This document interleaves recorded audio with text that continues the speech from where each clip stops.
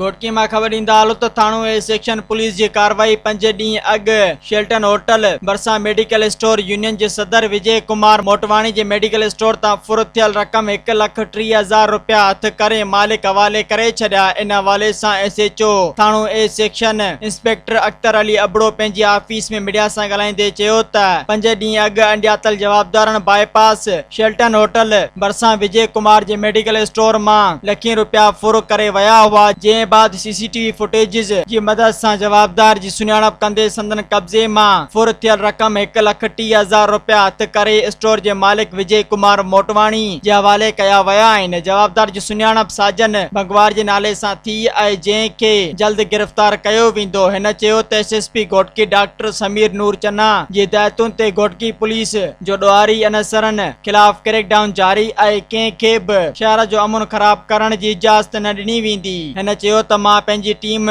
City in charge Naveed कोलाची, न्यास चन्ना, अला बख्श जिस्कानी, मोहम्मद खान चाचड़ जी कारकर्दगी मां मुतमइन आया। जल्दी शहर के ॾोहन खां पाक कयो वेंदो। उन मौके ते मेडिकल स्टोर मालिक विजय कुमार मोटवाणी ऐं शहरी इताज जी अगवान रईस अला वसायो घोटो लाला केसर जमान पठान, राणा रियाज अली राजपूत, नूर बख्श बिरोई, आगा अकील पठान ऐं ॿियनि SHO थाणो ए सेक्शन इंस्पेक्टर अख्तर अली अबड़ो ऐं संदसि टीम के गुलनि जा हार पाराया ऐं फुर थियल रक़म वापस कराइण ते संदसि शुक्रियो अदा कयो। असांखे ईंदे तक़रीबन लॻभॻि महीनो थियण वारो आहे। अल्लाह ताला जी महिरबानी सां हिकिड़ो मुकवल भी क्राइम थियल हो जेको असां डिटेक्ट करे जवाबदार गिरफ़्तार करे ऐं उन्हनि खे जेल ताईं पुॼायो आहे। उन खां रिकवरी कईसीं असां मेडिकल स्टोर वारनि सां फुर्ती। उन खां पोइ मुकवल भी कुझु मोटरसाइकिलियूं वेलियूं हुयूं जेके हिन महिल ताईं मां 4 मोटरसाइकिलियूं ऐं उन जा जवाबदार गिरफ़्तार करे जेल मोकिलिया आहिनि। मुंहिंजे ई पीरियड में तारीख़ 15/7 ते बाईपास जे लॻ विजय कुमार खां फोरू नामालूम माण्हू जेके 1,30,000 फोर करे विया। मां पाण बर वक़्तु जवाबदार ते पुगुमि। CCTV कैमराऊं कुझु पंहिंजे दोस्तनि भी पाण हलरायूं। मां भी कुझु दोस्तनि खे चयुमि त फेसबुक ते हलरायो माण्हू जे सुञाणप कनि। इन में असांजी काफ़ी मदद मिलंदी आहे। पोइ असांजी पुलिस CCTV कैमरा में हुनखे सुञातो त इहो भंगवार छोकिरो आहे, साजन नालो अथसि, जेको कशमोर कदकोट जो आहे, कचे जो आहे। इनखे वठी अचण वारो हुयो असांजो बाजकाणी होटल वारा।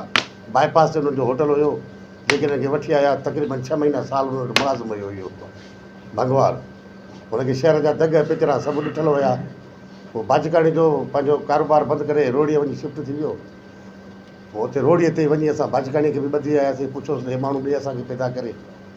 पोइ उन जूं बि कोशिशूं हलनि थियूं ऐं असां पंहिंजे ज़ोर बार ते इहे पैसा उन्हनि खां रिकवर कराया आहिनि जेके 1,30,000 रुपया पिया आहिनि जेके असां विजय कुमार खे ॾींदासीं इंशाअल्लाह ताला। मुंहिंजी टीम असांजो न्याज़ चनो ICCT आहे, नवीद आहे, इन्हनि जी महिनतूं तमामु घणियूं आहिनि जेके मां त ॿाहिरि ज़िले जो आहियां पर मां हिन जे एफर्ट्स ॾिठी ॾाढो ख़ुशि आहियां, मुतमिन आहियां।